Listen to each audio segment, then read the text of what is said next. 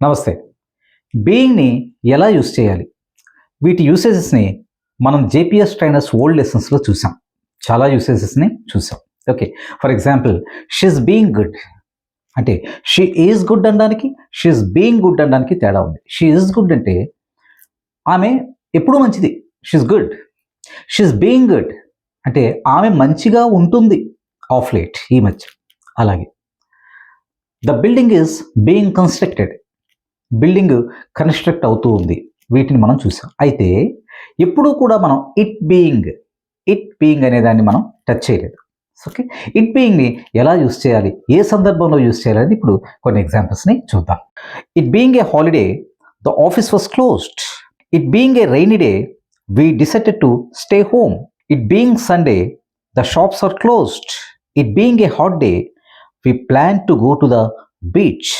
ఇక్కడ it being అనేటప్పుడు యూజువల్గా మనం ఒక వెదర్నో ఒక పరిస్థితినో చెప్తున్నాం. ఓకే. జాగ్రత్తగా గమనించాలి. అలాగే ఇట్ బీయింగ్ని ఎందుకు యూజ్ చేస్తున్నాం? ఏదైనా ఒకటి ఎందుకు జరిగింది అనేది తెలియచేయటానికి కారణం ఏంటి, ఆ కారణాన్ని చెప్పటానికి యూజ్ చేస్తున్నాం.